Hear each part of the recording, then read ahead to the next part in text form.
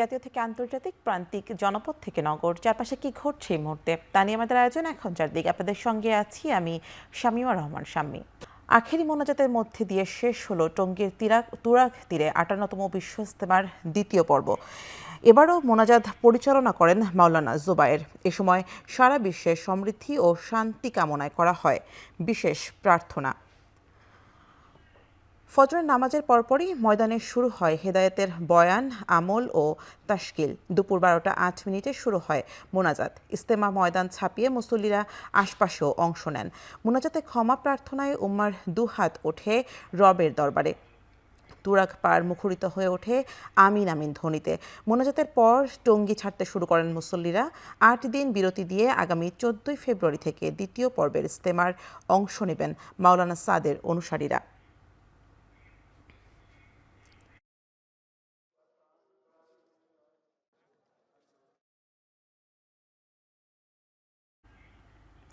এদিকে আখেরি মোনাজাতের পর ঘরে ফিরতে শুরু করেছেন মুসল্লিরা। এ নিয়ে জানাতে টঙ্গী থেকে আমাদের সঙ্গে যুক্ত আছেন সহকর্মী ইফতেখার রায়হান।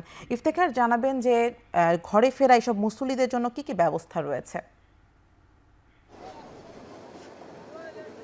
জি শাম্মী, আখিরি মোনাজাতের মধ্যে দিয়ে শেষ হয়েছে সূরা নিজামের অধীনে বিশ্ব ইজতেমার ৫৮তম যে বিশ্ব ইজতেমার সেটির দ্বিতীয় পর্ব, এবং সূরা নিজামের এই দুই পর্বের ইজতেমা শেষ হওয়ার পর এখন মুসল্লিরা ফিরতে শুরু করেছেন নিজ নিজ গন্তব্যে। এবং এই যেহেতু আজকের মধ্যে এবং আগামীকালকের মধ্যে মুসল্লিদের মাঠ ত্যাগ করতে হবে এবং আগামীতে যারা মাওলানা সাদ সাহেবের অনুসারী রয়েছেন তাদের ইজতেমা রয়েছে, যে কারণে মুসল্লিরা কিন্তু এখন থেকেই দলে দলে মুজতেমা ময়দান ছাড়তে শুরু করেছেন। এবং আমরা দেখেছি যে যেহেতু জোহরের নামাজের আগে ইজতেমা ময়দানে আখিরি মোনাজাত অনুষ্ঠিত হয়েছে, যে কারণে এখন মুসল্লিরা জোহরের নামাজ আদায় করবেন এবং জোহরের নামাজ আদায় শেষে তারপরে তারা তাদের নিজেদের যে সামানাগুলো রয়েছেন সেগুলো নিয়ে তারা নিজ নিজ গন্তব্যে রওনা হবেন। পাশাপাশি যারা এই ইজতেমা ময়দান থেকে ১ চিল্লা, ২ চিল্লা কিংবা ৩ চিল্লায় নাম লিখিয়েছেন এবং দেশের প্রত্যন্ত অঞ্চলে দ্বীনের এবং ইসলামের দাওয়াতের জন্য তারা যাবেন, তো তারা কিন্তু ধীরে ধীরে তাদের যে নিজেদের যে দলগুলো রয়েছে সেই দলগুলোতে বিভক্ত হয়ে তারা ইজতেমা মাঠ ছাড়বেন। এবং এই মুহূর্তে আমরা যে টঙ্গী রেল স্টেশনটিতে আছি, এই স্টেশনে আমরা দেখেছি যে এখন পর্যন্ত ২টি ট্রেন রয়েছে এবং এই ২টি ট্রেনেই মুসল্লিরা উঠছেন এবং ট্রেনের বগিগুলো যখন ভরে যাচ্ছে তো জায়গা স্থান হচ্ছে না, তখন ট্রেনের ছাদেও আমরা দেখেছি ঝুঁকি নিয়ে মুসল্লিরা উঠতে শুরু করেছেন। এবং আজকে যেহেতু আখিরি মোনাজাত এবং আখিরি মোনাজাত শেষে ধর্মপ্রাণ মুসল্লিরা ময়দান ছাড়বেন, যে কারণে তা মুসল্লিদের যাতায়াতের সুবিধার্থে রেলওয়ে কর্তৃপক্ষ 9টি স্পেশাল ট্রেন সার্ভিসের ব্যবস্থা রেখেছেন এবং আন্তনগর সহ লোকাল এবং কমিউটার সবগুলো ট্রেনকে এই টঙ্গী রেল স্টেশনে যাত্রা বিরতির জন্য নির্দেশনা দেওয়া হয়েছে। এবং এই মুসল্লিরা যেন নির্বিঘ্নে যেন এই ময়দান ছাড়তে পারেন এবং কোনো ধরনের ভোগান্তি যেন না হয়, সেজন্য আইনশৃঙ্খলা বাহিনীর পক্ষ থেকেও কিন্তু সব ধরনের ব্যবস্থা রাখা হয়েছে। বিশেষ করে সড়ক পথে যে আমরা দেখেছি প্রচুর সংখ্যক ট্রাফিক পুলিশ সদস্য মোতায়েন রয়েছে এবং গাড়িগুলো যেন কোথাও যেন দীর্ঘক্ষণ দাঁড়িয়ে না রেখে যেন বাড়তি ভাড়া যেন না আদায় করে সেদিকেও কিন্তু খেয়াল রাখা হচ্ছে। এবং যে ইজতেমা ময়দানটি যেহেতু আগামীকালকে ৭ তারিখ এবং আগামীকালকের মধ্যে যারা ইজতেমা ময়দান বুঝে নিয়ে এরপরে ৮ তারিখ থেকে কিন্তু মাওলানা সাদ সাহেবের অনুসারীদেরকে ইজতেমা ময়দান বুঝিয়ে দেওয়া হবে।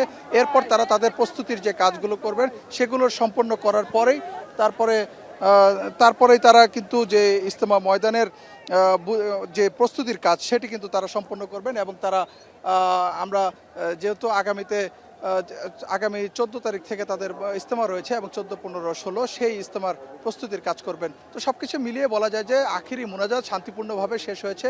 মুসলিম বিশ্বের এবং উম্মার শান্তি কামনায় যে মোনাজাত হয়েছে এবং এই মোনাজাত শেষে এখন বাড়ি ফিরছেন মুসল্লিরা এবং মুসল্লিদের বাড়ি ফেরারকে নির্বিঘ্ন করতে রেল কর্তৃপক্ষ এবং পুলিশ আইনশৃঙ্খলা বাহিনীর সদস্যরা সজাগ রয়েছে। তো এই ছিল আমার কাছে টঙ্গী রেল স্টেশন থেকে ইজতেমা থেকে বাড়ি ফেরা মুসল্লিদের সবশেষ তথ্য। দর্শক, আমরা দেখছিলাম যে আখেরি মোনাজাত শেষে ঘরে ফিরছেন মুসল্লিরা, সে খবরই আমাদেরকে জানাচ্ছিলেন সহকর্মী ইফতেখার রায়হান। ৩ দশক আগে পাবনার সাবেক প্রধানমন্ত্রী শেখ হাসিনাকে হত্যাচেষ্টা মামলায় মৃত্যুদণ্ডপ্রাপ্ত ৯ আসামি এবং যাবজ্জীবন প্রাপ্ত সাজা পাওয়া ২৫ জনকে খালাস দেয়া হয়েছে।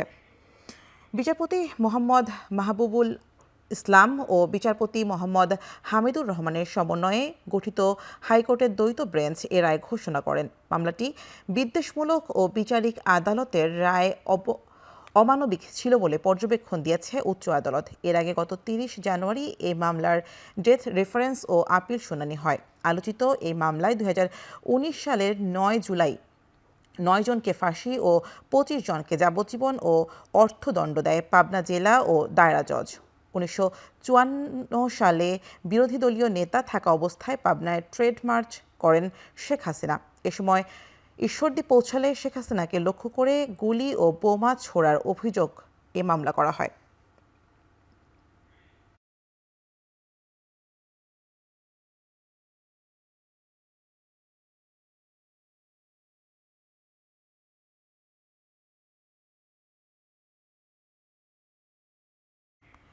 রাজধানীর আদাবর থানায় পোশাক শ্রমিক রুবেল হত্যা মামলায় ঝালকাঠি ১ আসনের সাবেক এমপি শাহজালাল ওমর সহ ৩ জনকে গ্রেপ্তার দেখানো হয়েছে। সকালে ঢাকা চিফ মেট্রোপলিটন ম্যাজিস্ট্রেট আদালতের বিচারক তাদের গ্রেপ্তার দেখানোর আবেদন মঞ্জুর করেন। শাহজালাল ওমর ছাড়া অন্যরা হলেন সাবেক পুলিশ প্রধান চৌধুরী আবদুল্লাহ আল মামুন ও সাবেক ডিএমপি কমিশনার আসাদুজ্জামান মিয়া। মামলার বিবরণে জানা যায়, ছাত্র জনতার আন্দোলন চলাকালে গত ৫ আগস্ট আদাবরের রিং রোডে একটি প্রতিবাদী মিছিল বের হয়। এ সময় আওয়ামী লীগ ও তার অঙ্গ সংগঠনের নেতাকর্মীরা অতর্কিত গুলি চালালে নিহত হন রুবেল। এই ঘটনায় গত ২২ আগস্ট রুবেলের বাবা রফিকুল ইসলাম বাদী হয়ে আদাবর থানায় মামলা দায়ের করেন।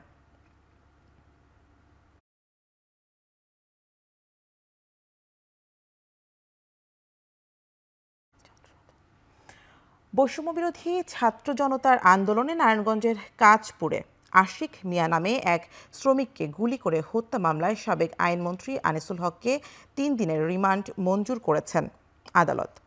বেলা ১১টায় নারায়ণগঞ্জের সিনিয়র জুডিশিয়াল ম্যাজিস্ট্রেট নূর মোহসিনের আদালতে আসামিদের হাজির করা হয়। পরে পুলিশের পক্ষ থেকে ৫ দিনের রিমান্ড আবেদন করলে আদালত ৩ দিনের রিমান্ড মঞ্জুর করেন।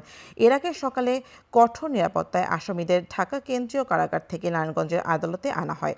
আনিসুল হক ছাড়াও মামলার অন্যান্য আসামিদের মধ্যে রয়েছেন সাবেক প্রধানমন্ত্রী শেখ হাসিনা, সাবেক সংসদ সদস্য শামীম ওসমান সহ ১৬৫ জন। মামলার এজাহারে উল্লেখ করা হয়, গত ৪ আগস্ট ঢাকা সিলেট মহাসড়কের সোনারগাঁয়ের কাঁচপুর এলাকায় বৈষম্যবিরোধী ছাত্র জনতার আন্দোলন চলাকালে সাবেক প্রধানমন্ত্রী শেখ হাসিনা ও সাবেক আইনমন্ত্রী আনিসুল হকের নির্দেশে মামলার আসামিদের ছাত্র জনতার উপর হামলা করে। গুলিতে নিহত হন পোশাক কারখানা শ্রমিক আশিক মিয়া। এই ঘটনায় নিহতের মা কুলসুম বেগম বাদী হয়ে ২২ আগস্ট সোনারগাঁ থানায় মামলা করেন।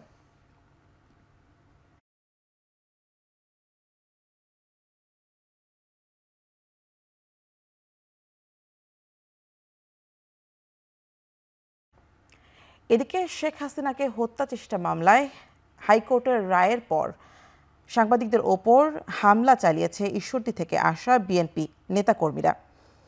রায় ঘোষণার পর বেলা ১২টার দিকে হাইকোর্টের এনেক্স ভবনের সামনে এই ঘটনা ঘটে।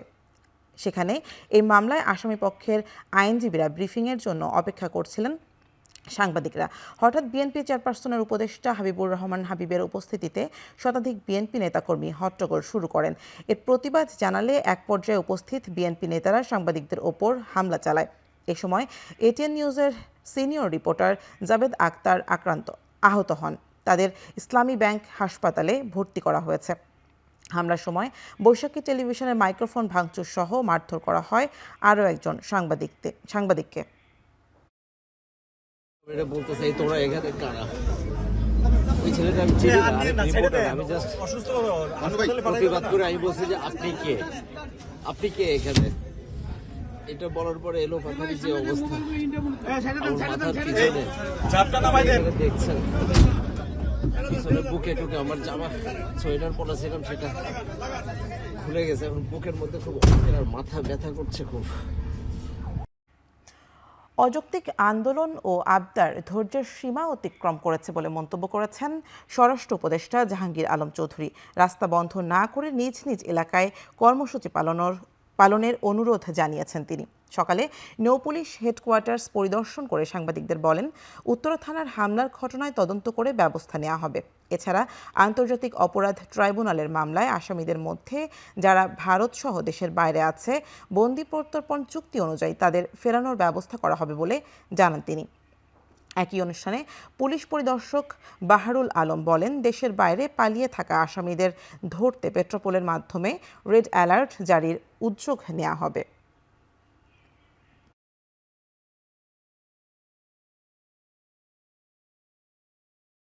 আন্তর্জাতিক অপরাধ দমন ট্রাইব্যুনালের কিছু আসামির ব্যাপারে আমরা ইন্টারপোলের মাধ্যমে রেড নোটিশের অনুরোধ জানিয়েছি।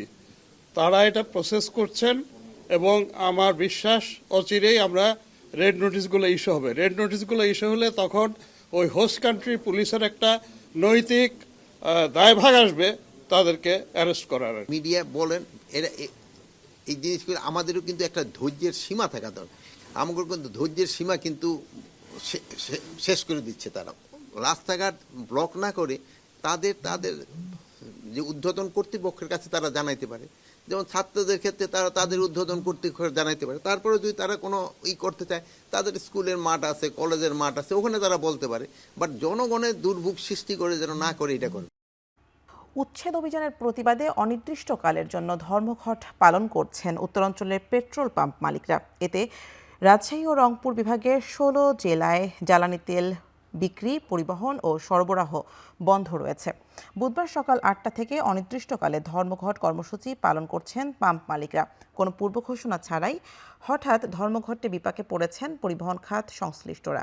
অনেকেই জ্বালানি তেল নিতে গিয়ে পাম্প থেকে ফেরত যান। সংকট নিরসনে বিকেলের মধ্যে প্রশাসনের সাথে পাম্প মালিকের সমিতির বৈঠকে বসার কথা রয়েছে।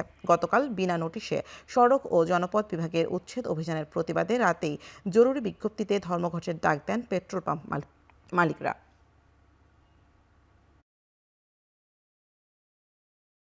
হঠাৎ করে এরকম বন্ধ হয়ে গেছে, আমরা তো জানিও না যে বন্ধ হয়ে গেছে পাম্প। তেল পাচ্ছি না, এই তেলের কারণে সমস্যা, আমরা টিপে যেতে পারবো না। সকাল থেকে আমি 4টা পাম্পে গেছি, তেল নাই, আমার গাড়িতে তো তেল নেই, আমি যাবো কিভাবে? হঠাৎ করে পেট্রোল নিতে আসছে, এখন পেট্রোল নাই, কি একটা ঝামেলায় পড়লাম। সকালবেলায় এসে দেখি যে পাম্প বন্ধ, আমরা তেল পাচ্ছি না, এখন তো আমাদের গাড়ি চালানোর সমস্যা। আগে জুলাই গণহত্যার বিচার করতে হবে, তারপরেই জাতীয় নির্বাচন হবে বলে জানিয়েছেন জামায়াত ইসলামের সহকারী সেক্রেটারি জেনারেল মাওলানা রফিকুল ইসলাম খান। রাজশাহীতে জুলাই বিপ্লব স্মৃতি স্মারক উন্মোচন অনুষ্ঠানে প্রধান অতিথির বক্তব্যে একথা বলেন তিনি। এর আগে সকাল থেকে নগরীর সিএনবি মোড়ে রাজশাহী বিভাগের 8 জেলার শহীদ পরিবারের সদস্যরা স্মৃতিস্মারক উন্মোচন অনুষ্ঠানে অংশ নেন। পরে স্মৃতিস্মারকের মোড়ক উন্মোচন করা হয়। এতে বৈষম্যবিরোধী ছাত্র আন্দোলনে শহীদ হওয়া 717 জনের জীবন বৃত্তান্ত ও শহীদ হওয়া ঘটনা তুলে ধরা হয়। অনুষ্ঠানে ঢাকা থেকে ভার্চুয়ালি যুক্ত হন কেন্দ্রীয় জামাতের নেতৃবৃন্দ। এ সময় জুলাই আন্দোলনে আহতদের সুচিকিৎসার জন্য সরকারের প্রতি আহ্বান জানান বক্তারা।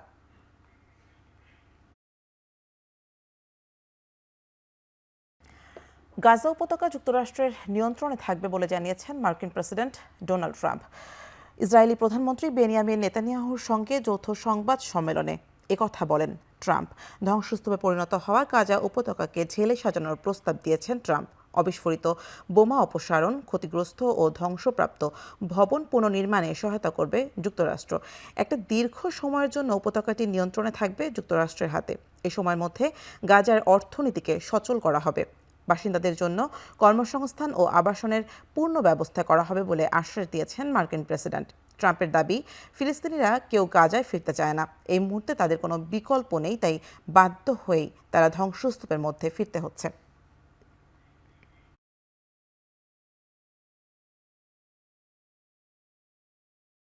ভারতের দিল্লিতে চলছে বিধানসভা নির্বাচনের ভোট গ্রহণ। স্থানীয় সময় সকাল 9টা পর্যন্ত ভোট পড়বে 8% কিছু বেশি। বুধবার একবারেই ভোট হচ্ছে দিল্লি বিধানসভার 70টি আসনের সবগুলোতে। এরই মধ্যে ভোট দিয়েছেন রাষ্ট্রপতি দ্রৌপদী মুর্মু, কংগ্রেস নেতা রাহুল গান্ধী সহ অনেক নেতা। নির্বাচনের সবগুলো আসনে প্রার্থী দিয়েছে দিল্লি ক্ষমতাসীন আম আদমি পার্টি এবং ভারতের প্রধান বিরোধী দল কংগ্রেস।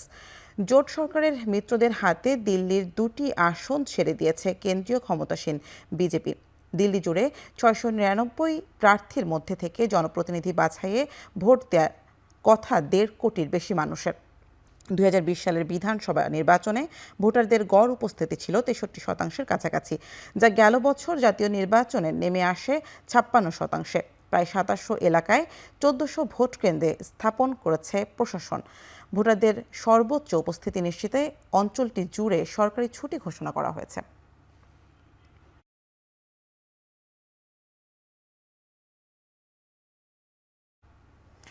শেষ করছি এখন চারদিক। এখন টেলিভিশন ওয়েবসাইটে দেখতে ভিজিট করুন www.ekon.tv, ফেসবুকে দেখতে ভিজিট করুন facebook.com/c/tv.ekon এবং ইউটিউবে দেখতে ভিজিট করুন youtube.com/c/ekontv।